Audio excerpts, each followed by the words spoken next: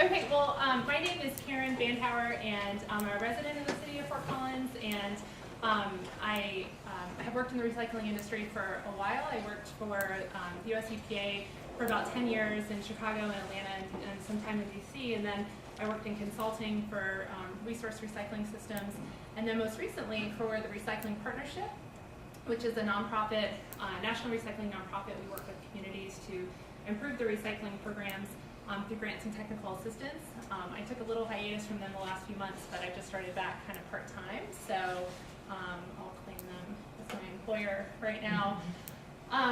The agenda, we'll talk a little bit about some evolving perspectives on materials management, some global trends and local implementation, or excuse me, local implications, touch on some key points and then impressions. But before I get started, I really want to extend a very warm thank you for inviting me to come. I really appreciate the City of Fort Collins as well, giving me the opportunity to come and speak with you today. And then just want to acknowledge that a lot of the content comes from both the Recycling Partnership as well as Resource Recycling, which is an industry trade publication. Feel free to ask questions as we go. If I say something that doesn't make sense or you have a question about or want to add to, we'll keep it really informal. So just setting the stage a little bit, touching on this historical model of unconstrained resource consumption. This is obviously what folks are familiar with, that just the extraction and production, and then really disposal being about how do we safely contain the waste once we've generated it.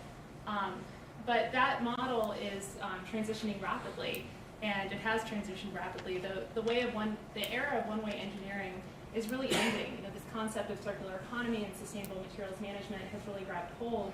And it's throughout the industry and sectors. There's not just nonprofits around it now, but you also have divisions of very large companies that are very much focused on this and setting performance goals and metrics. And the Wall Street pays attention to these things. And this is kind of fundamental to the way that materials move today.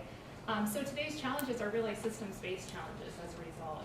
How do you take these resources that we have and make the best use for them and figure out how to make this system work more efficiently.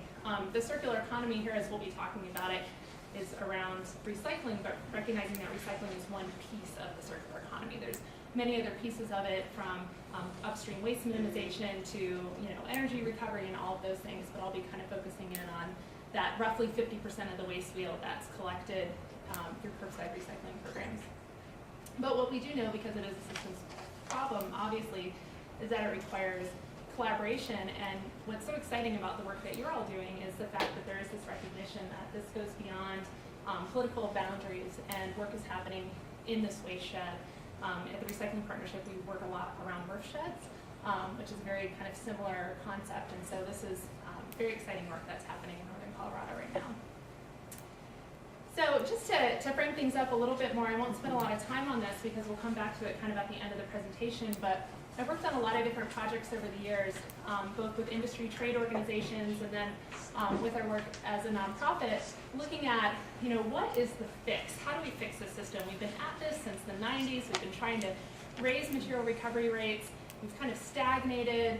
How do we fix this? What's that one solution? And what we've figured out from all the research that we've done and everybody that we've talked to is that there isn't one. If there was, we would have solved the problem a long time ago. What we see instead when you talk to communities around the country is where this is happening really well, there's usually these 6 things that are happening alongside of it.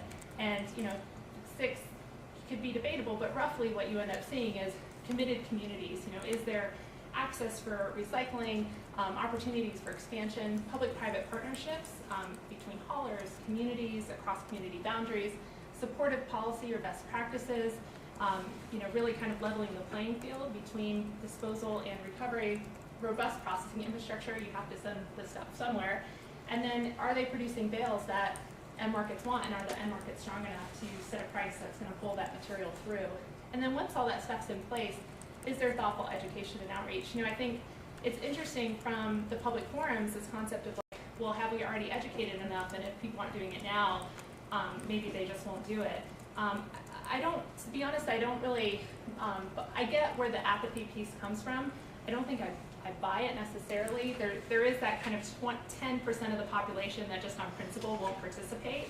But then about 60% of the population are those sometimes recyclers that will recycle if it's convenient, if it's easy, if they understand. They want to recycle without thinking. They don't want to have to think about recycling. So have you done everything to make it that simple and easy for them? And if those answers are yes and they're still not participating, well then, forget them. But, that thoughtful education and outreach is really important, and it's important to maintain because it does help build that trust in the system that those 60% really need. So, current situation, EPA says 4.5 pounds of MSW. I know that the recent waste characterization report for this area put it more at 7.5. That's probably more right for the rest of the country too. But so there's a lot of waste being generated. Recycling rate is, modest. Although this number is not a recovery rate, it's a recycling rate, which is not quite fair because there's a good portion of that wheel that could never be collected through a curbside program, but gets kind of counted against this number. Programs are not performing up to their ability. 60% is still going to the landfill. There's an underperformance issue. Why? What's causing that? Kind of understanding that issue, and that's across the country. That's across the country. Where if we look at a household, we can assume about 1,000 pounds is roughly household recyclables, and we say good programs are collecting 450 to 500 pounds. So, we're still missing quite a bit, even in really good performing programs. And then nationwide access to curbside is about 60%, so there's still room to grow there. And then the popular press is declaring the end of recycling. I think this is something that's new and interesting. Recycling got a lot of buzz in the 90s when curbside programs were first starting. Well, the last 2 years, Washington Post, John Tierney with his New York Times article, people are reading about recycling, and it's in the popular conscience in a way that is not necessarily bolstering the credibility of recycling, right? So that creates some challenges for communities as well. And a lot of that's related to this unique attributes of recycling.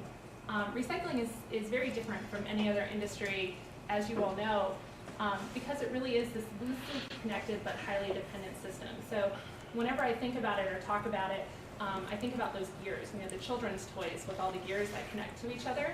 And really the community is that first piece, right, that you have to spin to get every other gear to go. So you have your community, but then you have your resident who, uses a piece of paper and then has to decide what do I do with it. And ultimately, they're the start of the reverse supply chain for material recovery. So then they make that decision. Then it has to get collected. So can it be collected for that citizen? Is it easy and convenient? Do they have enough capacity? And then it has to go to a processor. Can the processor handle the material? Can they make a clean bale? Do they have buyers for it? And then you have the converters, and then you have the end markets, and then finally you have the brands and the retailers that are selling this stuff. So each one of those gears are dependent. There's some pull on one side, there's push on the other, but if one of those linkages isn't quite working or is loose, then the rest of the chain suffers. But the challenge is that you don't have the market feedback along the way. So, if a brand name company is saying, I want 60% post-consumer recycled content in my packaging, that demand on the system doesn't necessarily come back to the communities in terms of them improving and investing in their programs. And so it makes financing challenging. It creates challenges around communication, around providing these materials. So it's just for that reason, it's a really interesting system that presents a unique set of challenges for local governments. As I mentioned, supply unresponsive to demand, and demand unresponsive to supply. If demand goes up, supply stays the same. If demand drops in a recession, that spigot is still on. The recyclables are still coming through. You don't have that traditional marketplace. And then you have these materials that are forced in the market to compete with a more predictable version of themselves. So virgin resin, virgin fiber. There's just a few material types that can compete on a predictability standpoint exactly the same as their virgin counterpart. So that creates some challenges as well. And then, as I'll talk about on the next slide, we have all these new materials coming into the stream, but do they have the volume And do they have the value to be worth sorting, separating, and selling to market? They might be technically recyclable, but they're not recyclable in today's marketplace. So, we have the evolving ton, this concept that the ton is changing. We have these new packages, foil pouches, lightweight packaging, things like that. The Carton Council's done an amazing job of really investing in infrastructure to get that collected, which is amazing considering what a small portion of the waste stream was. If the Carton Council hadn't come in and made those investments themselves, there wouldn't be optical sorters and MRFs pulling those things out, more than likely. And then it brings to question, is the recycling rate really stagnant, or has our ton just changed so that the really heavy stuff is dropping in percentage? You see newspaper, glass containers, steel containers, those have decreased so much since the 1990s, and you see this large increase, a lot of plastic bags, PET bottles, really lightweight stuff, and then on the end you see the Amazon effect with corrugated containers. So anyway, it creates interesting challenges. It's been kind of a rough couple years globally, and smack dab in the middle of this are local governments that are trying to make investments and provide city services, recycling just at a very core level being a service that their residents demand and expect, but recognizing that they're the start of a supply chain that feeds an economy. They're also kind of that epicenter of resident trust and engagement. If you don't have that, you won't get people to participate in the system, and then having to really forge these partnerships so that this can all work more efficiently. So it's not an easy job by any standpoint that local governments have. And again, kudos for this group for really coming together and doing that hard work. Kind of touching on some of the global trends at work. This sounds really depressing, right? All these kind of things that have happened the last few years, but there's, I think, a good story at the end of this. So we have a strong dollar right now. That's challenging when you sell commodities on a global marketplace, especially for paper and things like that. There's been a lot of shift to marketplaces where the dollar is not, where currency is not as strong. So Europe, for instance. Excess oil supply has depressed prices. This makes plastic resin really difficult to compete with virgin resin right now because there's a lot of it on the market and it's low cost. China was a big part of recycling's success story, and in terms of strong pricing during the earlier part of the 2000s, and strap imports grew 800% in the 14 years in the early 2000s. They were taking so much of our stuff. It really helped drive high prices, but that's really changed, and it's changed, I think, long term. For a couple of reasons. One is the green fence. If you're not familiar, basically China said, we've been your kind of dumping ground for the stuff, the electronics, mixed plastics, stuff that you guys don't want to deal with, that you're trying to just offload and get some money for. We're done with it. We're going to force you to send us quality stuff, which is really good from a human rights perspective. It really tightened the margins of processors that all of a sudden had to, they were just turning around cargo ships at ports and sending them back. And then demand just overall has slowed, and the reason why is because you can only urbanize once. Once you've kind of gone through this urbanization process on a mass scale, you're not going to do it again. So you start to see, they had this record growth and expansion, and now that's kind of moderating, and it's likely not going to change. So we live kind of in this post-China world for global pricing and demand, and that's just something that it is how it is now. China went from this, and child labor, to operations that look very much like what you would see in the United States, which is wonderful. It's a great thing, but it has changed the way that we sent materials overseas. And then increased MRF processing costs. So, MRFs have the challenge of unscrambling a scrambled egg, which is a very expensive, kind of challenging thing to do. And they're doing that in a way that doesn't necessarily fit the way that their facilities were designed. So when most of them were built, they were built so that roughly 60% would be fiber and 40% would be containers, and now that's flipped. Glass has become a real challenge. It has very different economics than any other material. It's very hard on systems. Lightweighting of materials. I heard somebody say if you can open a plastic water bottle without spilling the water on yourself, then it's too thick. The plastic is too thick. So, it takes a lot more water bottles today to make it fail than it did even 5-10 years ago. And then contamination of material streams. And I know that's not an issue here, which is amazing because in many parts of the country that's a huge issue. So, whatever's happening to kind of keep those contamination levels low here should keep happening, and is fantastic. Because I've worked in a lot of places where communities are getting fined regularly from their MRFs for breach of contract and things like that. When you speak about these things, are you mainly talking about Commerce City and Alpine? Franklin Street Franklin MRF. Street MRF Yeah. operated by Recycle America, Right. a subsidiary of Waste Management. Yeah. So that's good, but in many places the contamination issue has become a big issue.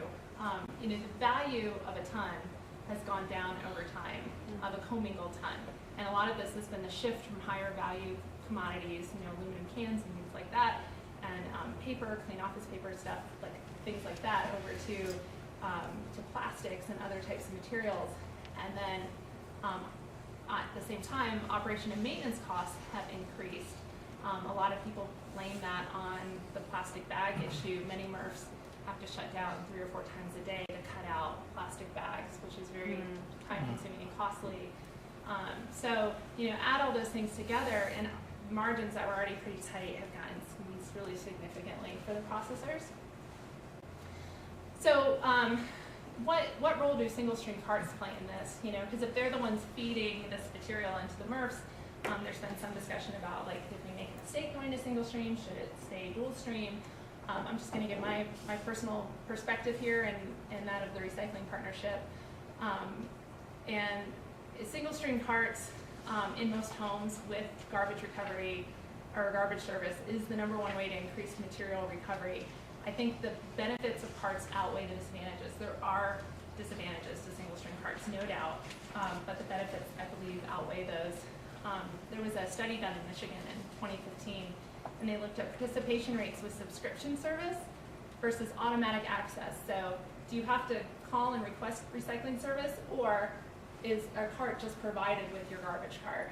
And that difference, that 15 to 67%, represents those sometimes recyclers that will do it if it's convenient and if it's easy, but if it takes any extra effort, they're just not. And so, I think that having that automatic service and giving people the capacity to recycle is really important. And so all this stuff, kind of comes together with these down markets, tight margins, low prices, just kind of from a global perspective. But what's interesting is all these things are happening, but we're still seeing investments across the country. People are investing in recycling, communities are investing in recycling, MRFs are modernizing, there's more regionalization that's happening, people are tackling the harder issues. When prices are high, you can bury a lot of sins. Now that prices have come down, it's kind of forced these conversations, which I think is healthy long term for the industry. I think it's a good thing, even if it's painful at the moment. But just to kind of touch on a few national trends to increase diversion.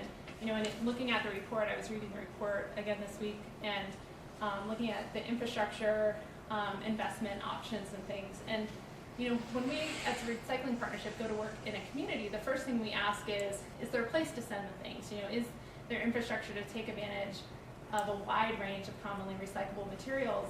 But it can't stop there. It's not a, if you build it, they will come kind of situation. And this goes back to those initial kind of 6 things that we see when programs function well. So we have the processing infrastructure in place, then the collection infrastructure has to be there to really support it. Having access to carts, having best practices around access to carts in rural areas, having really high quality transfer stations or drop-off facilities that are easy to use, easy to understand, good signage, all of those things make a really big difference. Supported best practices and policies. So, is recycling, does it come with service? Variable rate pricing. that can be done both with curbside as well as with drop-off facilities, is a very good tool. Landfill disposal bans, kind of recognizing the value of materials as resources and not waste, are other tools, and there's more in addition. And then once all those things are in place, again, that quality education and outreach, having a common list, yes/no list, when people have a lot of mobility in a region, for them to understand that, you know, when I recycle at my home versus when I go up to Rocky Mountain and I'm in Estes and it's all the same, that is extremely helpful for people. And it's something that regions are moving to right now across the country. So this is a concept that's getting picked up, I think, a lot to reduce confusion. And so the more you reduce kind of resident confusion and build that trust, the more engagement you end up with the system. And so this kind of stacking is what we're seeing around the country of communities coming together saying, do we have the infrastructure in place on processing, on collection? Are we working with our haulers, with our other municipalities? Do we have the right practices and policies for our region, recognizing politically, socially, everything is different around the country. What works in one place won't in another place necessarily. And then do we have good, clear communications materials that take advantage of common language and common terms as much as possible? So, just some general takeaways. Recyclables are raw materials, unique supply and demand features, no silver bullets. Communities are so important as the start of the supply chain. And sustainable materials management, I think it definitely, it's here, it's the future of where we're going. Recycling is a piece of it, of which, I know there's other conversations that go on about things like, do we reduce packaging or things like that, or, how do those things go together? And partnerships are needed. So what's next?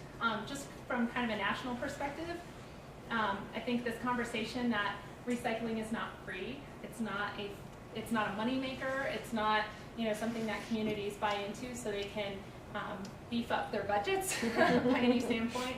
Having a real honest conversation about really what recycling is and what its role is within communities. The move to carts will continue. Data will increasingly drive investment, not just with waste characterization studies, but also like little quick snapshot recovery rate studies, curbside, material mix, like what are we missing, and then connecting education to that, connecting technology to that, apps, websites, kind of the integration of those things I think are on the horizon and are already here in some places. Contamination will dominate contract discussions in some parts of the country. Dissemination and adoption of local policies and best practices will continue. And then the growth of regional end markets and industry investment. So, really trying to grow as much as possible to protect against some of these global kind of price fluctuations and things like that as much as possible, growing regional end markets for investment. And then, really leveraging local, regional, and corporate goals and commitments to drive partnerships. Partnering with local companies that are opinion and thought leaders within their industries and really making progress that way. And so just some closing observations, for Northern Colorado, it really is a unique system here. I've lived and worked in a lot of different places around recycling, and the independent system here is unique, and it creates some challenges and also some opportunities, and I think figuring out how to leverage both of those is really important. Access being cart. There is a good amount of access via carts where it makes sense, recognizing that not in rural areas and in other places it doesn't. And there's good opportunities to, I think, leverage best practices around transfer stations and drop-off stations there as well. Common recycling education, yes/no lists, and operational best practices. Great opportunity for that, all to continue to maintain the high quality of materials that are already coming through. And then, this area I think has been really progressive around the use of local ordinances, landfill bans, things like that, to kind of negotiate within this unique independent system a way to really drive high participation. And that's been interesting and exciting to see, and I think it's something that other communities with similar systems are learning about and learning from. And this partnership is, I think, another example of using best practices and getting together policymakers to really try to figure out the best way forward around coordinating. And I said local coordinated policies, and that was supposed to say activities, but I think activates works as well, because ultimately, that's what you're trying to do, right, is activate resident engagement within the system that they're ultimately kind of the starting line for. And so that is what I have for you today. I meant to bring business cards. It looks like I forgot them, but Honoré has my contact Yeah, I information. forward that on. So, yeah. Any Thanks, questions? Karen. Yeah.